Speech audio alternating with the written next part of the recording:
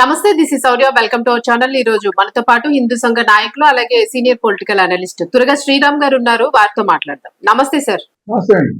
Sir, Chinna Jeeyar గారు చేసిన వ్యాఖ్యలు ఏవైతే ఉన్నాయో నిజంగానే ఇవి చాలా అంటే హిందుత్వాన్ని నమ్మే వాళ్ళు, హిందుత్వం మీదే అసలు పూర్తిగా హిందుత్వం గురించి ఆలోచించే వాళ్ళకి ఇది ఇంకా పెద్ద ఇబ్బందికరమైన విషయంగా మారింది. సో ఎందుకంటే ఆయన ఎందుకు అట్లాంటి వ్యాఖ్యలు చేశారని అనుకోవచ్చు. అలాగే మనకి జగద్గురు ఆదిశంకరాచార్యుల మీద అటువంటి వ్యాఖ్యలు చేయడం అన్నది ఎంతవరకు మనం దాన్ని అసలు యాక్సెప్ట్ చేయలేకపోతున్నాము. సో మీరేమంటారు? మీరు ఎట్లా ఖండిస్తూ ఉన్నారా? అవునండి, జగద్గురు ఆదిశంకరాచార్యుల మీద ఈ రోజు ఆయన మాట్లాడాల్సిన అవసరం లేదు. అసందర్భంగా మాట్లాడారు. అసలు సందర్భమే కాదు, అసలు ఆయన పని కాదు. ఏదైనా శైవ పీఠాల గురించి, జగద్గురు ఆదిశంకరాచార్యుల గురించి మాట్లాడాల్సిన పని ఆయనకి ఏముంది?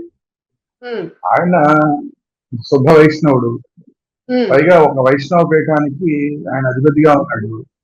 అలాంటి ఆయన దగ్గరికి వచ్చే వాళ్ళందరికీ నారాయణుడి గురించి చెప్పాలి, రాముడి గురించి చెప్పాలి, కృష్ణుడి గురించి చెప్పాలి, లేదంటే భారతం, భాగవతం, రామాయణం వీటి గురించి చెప్పాలి తప్ప ఆదిశంకరుల గురించి ఇంకేం పని?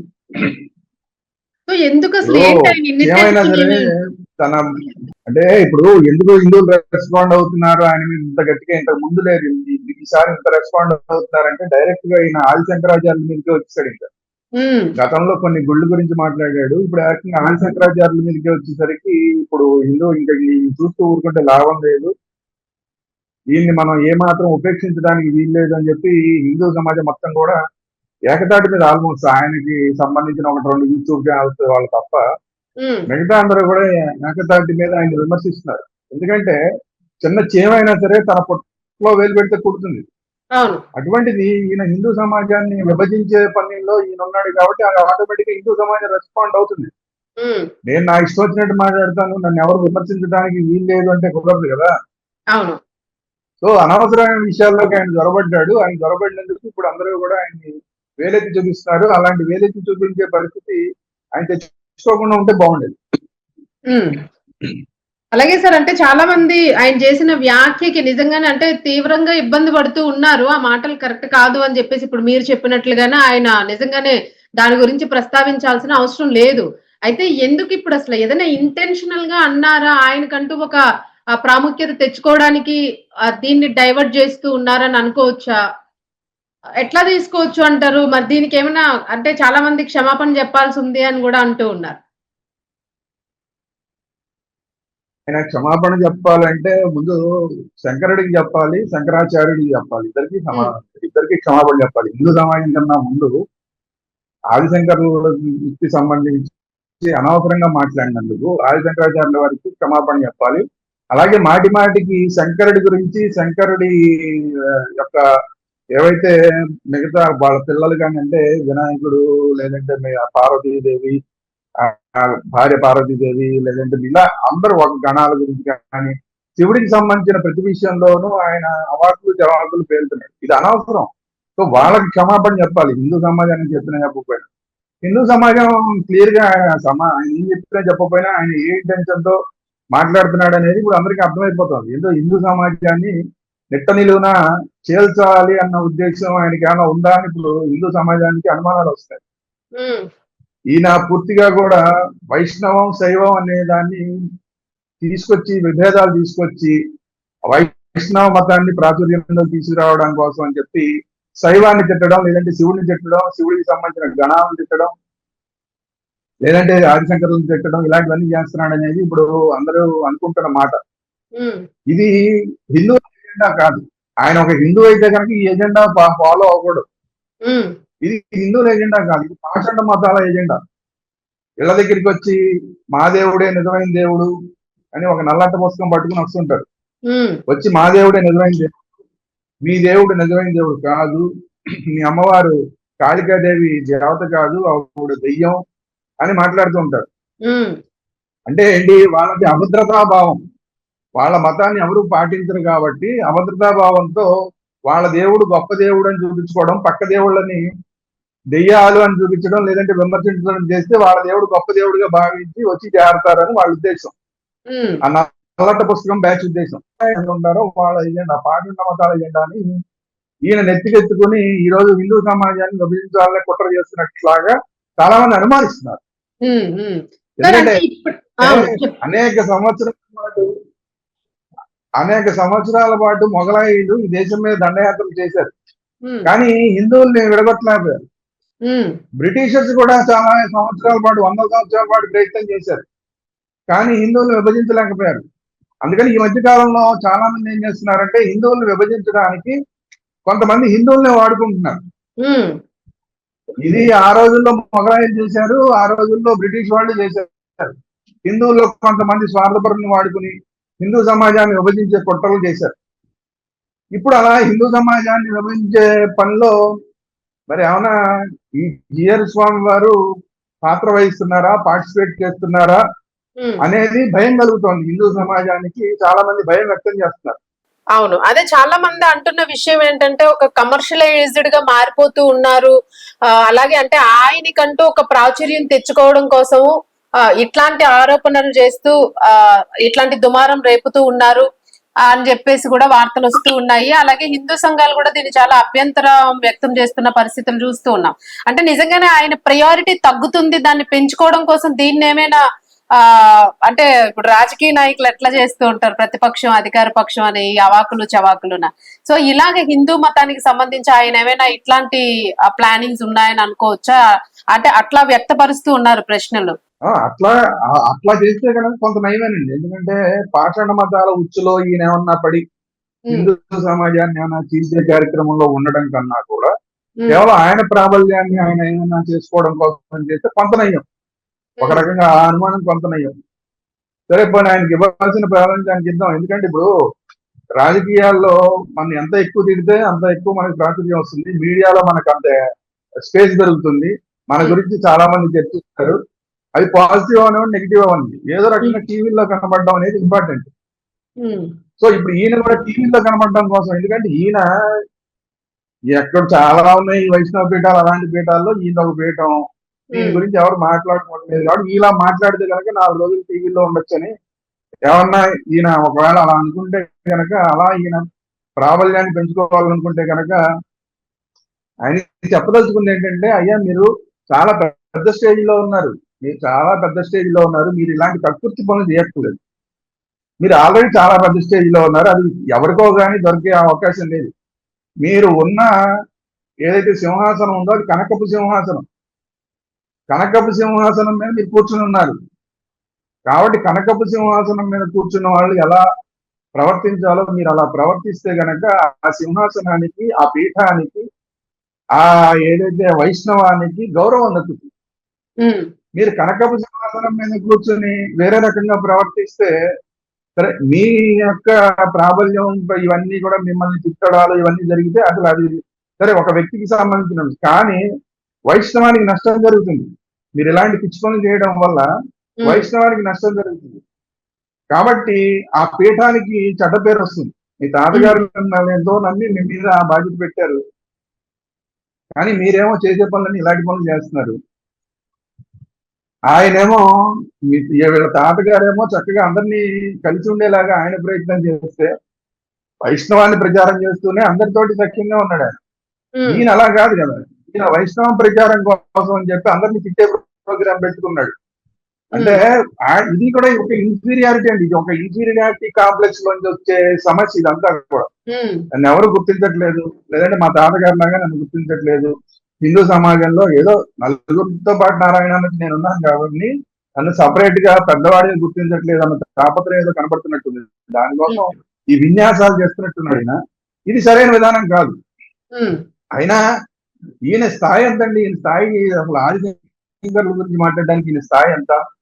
ఈయన ఎక్కడో భారతదేశంలో ఏదో ఒక పీఠానికి, ఒక చిన్న పీఠానికి, అది కూడా తెలుగు వాళ్ళకి తెలిసిన పీఠం, ఆంధ్ర తెలంగాణలో తెలుగు హిందూ తెలిసిన పీఠంలో, అది కూడా బోల్డెన్ పీఠాలు ఉంటే ఆ పీఠాల్లో ఒక పీఠం. పోనీ వైష్ణవ పీఠాల గురించి లెక్కేసుకున్నా కూడా, ఇప్పుడు వైష్ణవానికి ప్రధానమైనది ఏంటి? తిరుమల, లేదంటే శ్రీరంగం. తిరుమలలో వెళ్తే ఈయన ఎవరన్నా గుర్తిస్తారండి? అసలు అక్కడ పెద్దజీయం గారు ఉంటారు, పెద్దజీయం గారు వాళ్ళు అసలు ఈయన గుర్తిస్తారా? కనీసం పట్టించుకోరు. అంటే అసలు మీ స్థాయి ఎంత?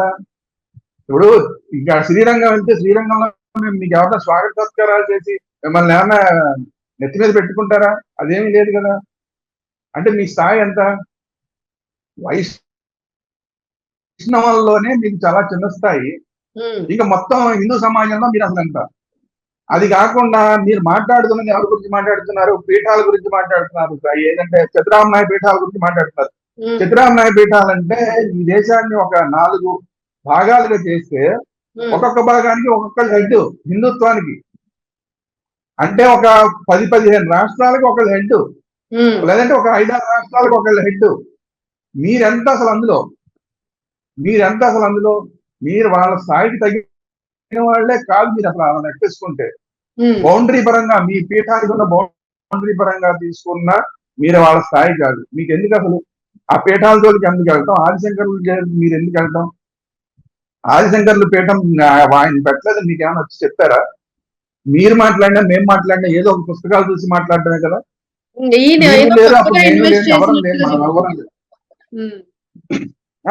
ఏదో ఒక పుస్తకాన్ని బట్టి మాట్లాడాల్సిందే కదా. ఆ రోజు నేను లేను, ఆయన లేరు, ఎవరు లేరు, మనం ఎవరు లేము. ఏదో ఒక ఎవరో రాసిన పుస్తకాల ఆధారంగా, ఎవరో రాసిన పుస్తకాల ఆధారంగా మాట్లాడేటప్పుడు సరైన పుస్తకాలను ఆధారంగా చేసుకుని మాట్లాడాలి.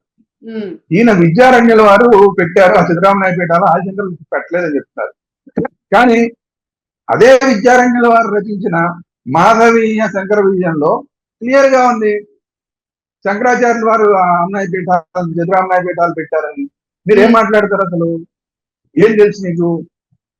శివుడికి విష్ణువుకి ఎప్పుడు కూడా విభేదాలు సృష్టించాలని మీరు ప్రయత్నం చేస్తూ ఉంటారు. మీకు ఇంకొక మీ వైష్ణవ గురువులు చెప్పిన దాన్ని నేను చెప్తాను ఒకటి.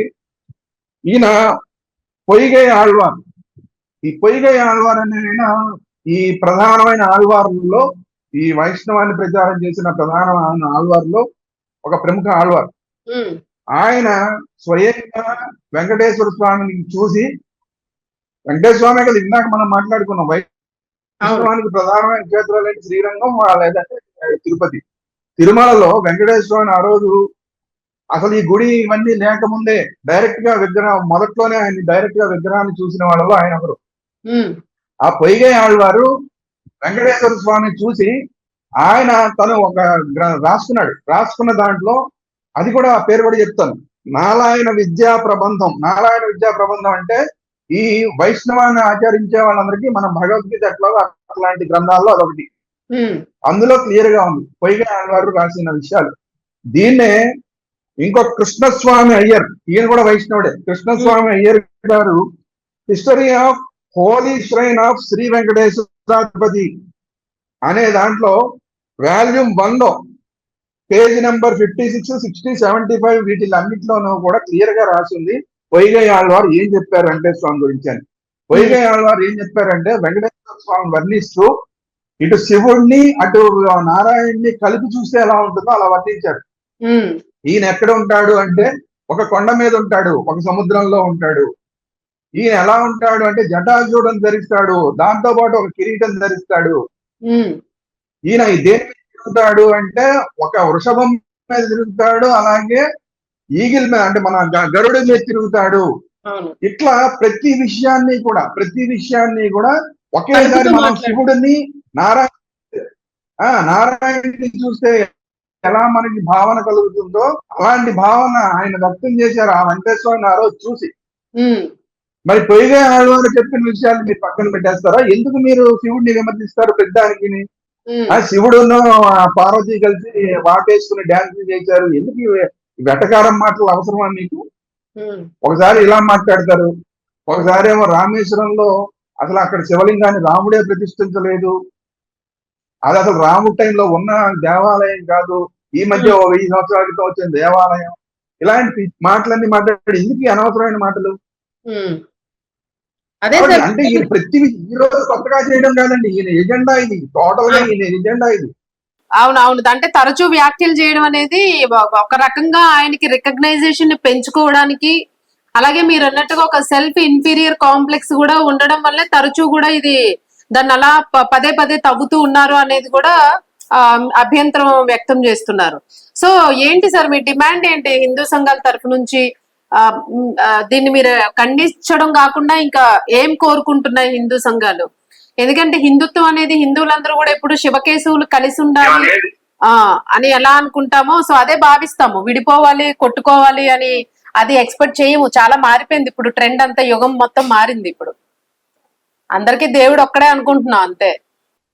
ఈయన ఈ మధ్య లేటెస్ట్ కాదు, ఈ మధ్య ఈయన దశావతారం సినిమా మళ్ళీ లేటెస్ట్ గా ఎప్పుడు చూసుంటాడు. చూసి ఆయన మళ్ళీ అలాంటి రోజులు తీసుకురావాలి, మనం కృషి చేయాలి. హిందువుల్లో వాళ్ళు ఏనుగులతో తొక్కించుకోవాలి, లేదంటే సముద్రాల్లో తోయించుకోవాలి, ఒకళ్ళొకళ్ళు సముద్రాలు తోయించుకోవాలి, ఒకళ్ళొకళ్ళు నరుకు చావాలి అన్న ఎజెండాని తీసుకున్నాడా అని ఇప్పుడు అందరికి అనుమానం. ఒకవేళ నిజంగా ఈయన శంకరాచార్యుల వారిని శుద్ధ వైష్ణవుడు అని మాట్లాడాడు, కరెక్టే, నేనే కాదను. నిజంగా కనుక మీరు ఆయన శుద్ధ వైష్ణవుడు అని మీరు నిజంగా భావిస్తే, మీరు సమతామూర్తి విగ్రహాన్ని పెట్టారు కదా, ముచ్చింతల్లో పెద్ద సమతామూర్తి విగ్రహాన్ని 1000 కోట్లు పెట్టి పెట్టారు కదా, మళ్ళీ అన్నే 1000 కోట్లతోటి ఆ సమతామూర్తి విగ్రహం పక్కన మన ఆది శంకరాచార్య విగ్రహం, అంతే పెద్ద విగ్రహాన్ని పెట్టండి. ఇది మా డిమాండ్. అలాగే ఎక్కడెక్కడ వైష్ణవ పీఠాలు ఉన్నాయో ఆ వైష్ణవ పీఠాలన్నింటిలోనూ శంకరుడి విగ్రహాలు పెట్టి పూజలు చేయండి. ఇది మా డిమాండ్. మేము ఏవైతే 108 దివ్య దేశాలు ఉన్నాయో ఆ 108 దివ్య దేశాల్లోనూ కూడా ప్రతి చోట కూడా శంకరాచార్య విగ్రహాన్ని మీరే వెళ్ళి ప్రతిష్టాపన చేయండి. ఇది మా డిమాండ్. మీకు అంత శుద్ధ వైష్ణవుడు అని మీరే చెప్పారు కదా, మేమేం కాదంట్లో. ఆయన వైష్ణవుడు, నారాయణని పూజించాడు, కృష్ణుడిని పూజించాడు. ఆయనకి మీలాగా విభేదాలు లేవు. శివుడు విష్ణువు వేరువేరన్న విభేదాలు ఆదిశంకరులకు లేవు. ఆయన స్వయంగా పూజించాడు, వాళ్ళ తల్లిగారైతే స్వయంగా కృష్ణుడు పూజించింది. ఆయన నారాయణ గురించి అనేక అద్భుతమైన విషయాలు చెప్పారు. మేమేం కాదంట్లో. అందుకని మీరు కూడా ఇప్పుడు ఆయన శుద్ధ వైష్ణవుడు, ఉత్తమ వైష్ణవుడు అని మీరు చెప్పారు కాబట్టి, మరి అంత శంకరాచార్యుని మొత్తం నేను చెప్పిన 108 దేశాల్లో పెట్టండి, వైష్ణవ పీఠాల్లో పెట్టండి, ముఖ్యంగా ముచ్చింతల్లో అంతే పెద్ద విగ్రహం, సమతామూర్తి విగ్రహం, అంత పెద్ద విగ్రహాన్ని పెట్టి పూజ చేసి అప్పుడు మాట్లాడండి. మేము కూడా గౌరవిస్తాం మిమ్మల్ని. ఇది మా డిమాండ్, హిందువులందరి తరఫున మా డిమాండ్. పైగా ఈయన ఒకప్పుడు నేను నాస్తికుడిని అయ్యానని కూడా చెప్పాడు. ఒకప్పుడు ఈయన చిన్నప్పుడు ఒకసారి ఒక వినాయకుడి విగ్రహాన్ని చూడడానికి వెళ్ళాడట. వినాయకుడిని చూసి వినాయకుడి దండం పెట్టుకుందామని ఏదో వెళ్తే ఆ వినాయకుడు ఆ విగ్రహం మీద బొద్దింక పాకుతుందంట. బొద్దింక పాకుతోందంటే ఆయన ఏమన్నా ఈ వినాయకుడు ఏమన్నా ఆ బొద్దింకని పక్కకి తీసేసుకోగలుగుతాడేమో చూశాడంటే ఈయన.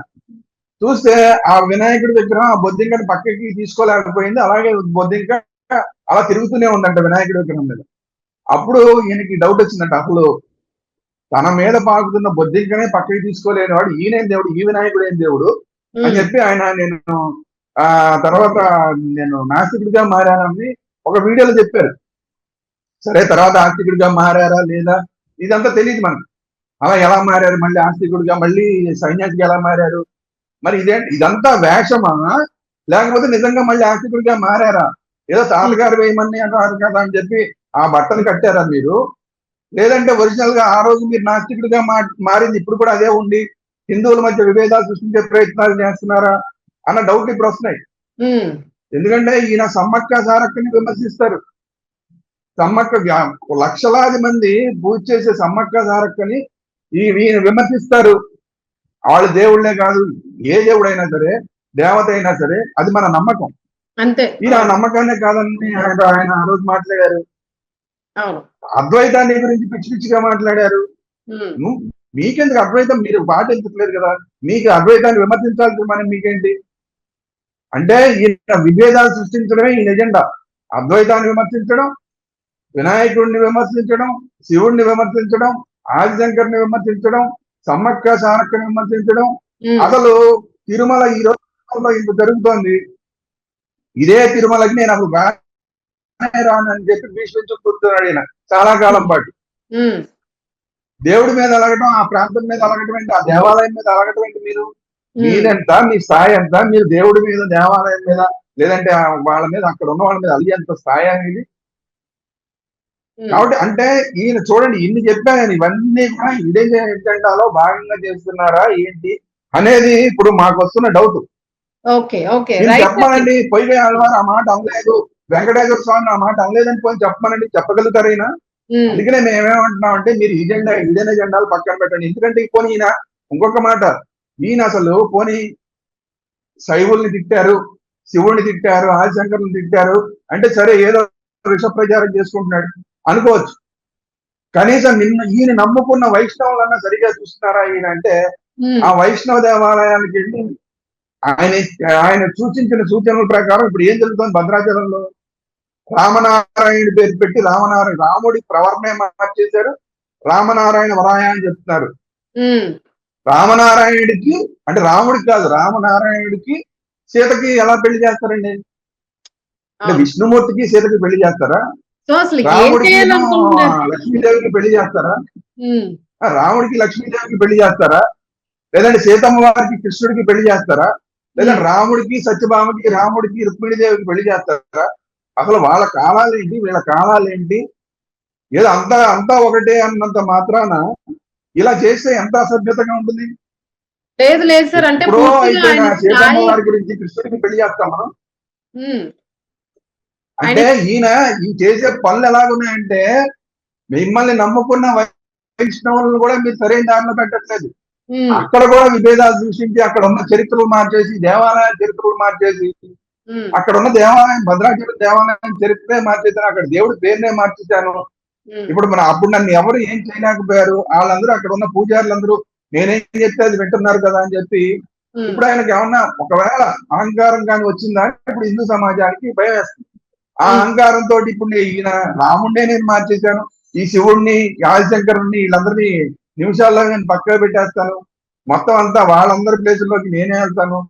చివరికి ఎలాగయ్యే పరిస్థితి అంటే రాముడు లేడు, కృష్ణుడు లేడు, విష్ణుమూర్తి లేడు, నారాయణ లేడు, మొత్తం అంతా నేనే అని చెప్పే స్థాయికి వస్తారేమో. అంటే ఆ స్థాయి కొంతమందికి ఆ పైకి వెళ్ళిపోద్దండి. ఎందుకంటే ఒకళ్ళు మనం చూసాం తమిళనాడులో ఒక ఆయన వేసి ఇప్పుడు దేశం నుంచి తరివేస్తే వేరే ఎక్కడో ద్వీపంలో కూర్చుని నేను వేరే దేశం పెట్టుకున్నానని చెప్పి అక్కడ కూర్చున్నాడు. ఈ దేశంలోనే అడుగు పెట్టలేని పరిస్థితి.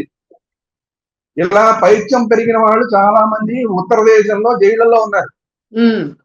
అందువల్ల నేను ఏమంటానంటే అలాంటిది ఏమన్నా ఒకవేళ పొరపాటున ఏమన్నా మైండ్ సెట్ ఏమన్నా మారితే కనుక చాలా ప్రమాదం. అది హిందూ సమాజానికి మాత్రమే కాకుండా వైష్ణవానికి కూడా ప్రమాదం.